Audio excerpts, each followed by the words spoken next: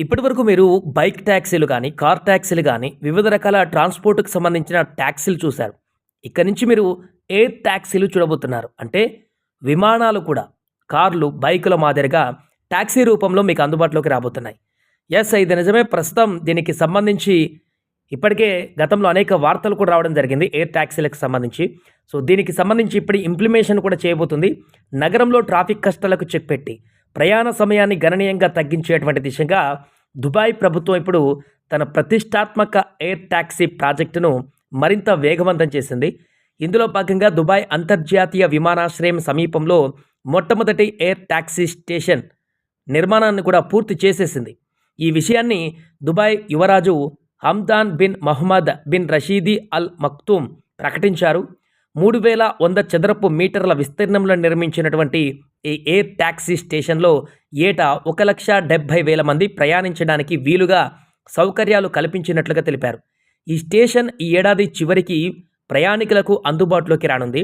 ప్రస్తుతం దుబాయ్ విమానాశ్రయం నుంచి పామ్ జుమేరాకు రోడ్డు మార్గంలో వెళ్లాలంటే రద్దీని బట్టి సుమారుగా ఒక 45 నిమిషాల నుంచి ఒక గంట సమయం పడుతుంది. అయితే ఈ ఎయిర్ ట్యాక్సీల ద్వారా కేవలం 5 నుంచి 10 నిమిషాలలోనే గమ్యాన్ని చేరుకోవచ్చు. 2026 చివరి నాటికి ఈ సేవలను పూర్తి స్థాయిలో ప్రజలకు అందుబాటులోకి తీసుకురావాలని Dubai roads and transport authority లక్ష్యంగా నిర్దేశించుకుంది. మొదటి దశలో దుబాయ్ అంతర్జాతీయ విమానాశ్రయం, down town Dubai, Dubai Marina, palm Jumeirah వంటి 4 కీలక ప్రాంతాలలో ఈ వర్టిపోర్టులను నిర్మించనున్నారు. ఈ ఎయిర్ ట్యాక్సీలు పూర్తిగా విద్యుత్తో నడిచేటువంటి వాహనాలు. హెలికాప్టర్ల తరహాలో నిలువుగా గాల్లోకి లేచేటువంటి, నిలువుగా ల్యాండ్ అయ్యేటువంటి అవకాశం ఉండేటువంటి ఈ యొక్క వాహనాలు. వీటికి రన్వే అవసరం లేకపోవడంతో పాటు తక్కువ శబ్దం చేస్తూ పర్యావరణ హితంగా పనిచేస్తాయి. ఈ ఫ్లయింగ్ ట్యాక్సీల రాకతో పర్యాటకులు, వ్యాపారవేత్తలు విమానాశ్రయం నుంచి నేరుగా తమ గమ్యస్థానాలకు ట్రాఫిక్ చిక్కులు లేకుండా వేగంగా ప్రయాణించేందుకు వీలు కలుగుతుందని కూడా అధికారులు తెలిపారు.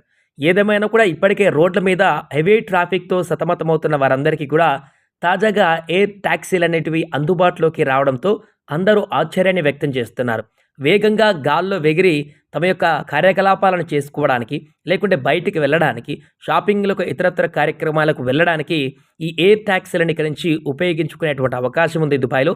ఇది క్రమంగా అన్ని దేశాలకు కూడా వ్యాపించేటువంటి అవకాశం కనిపిస్తుంది.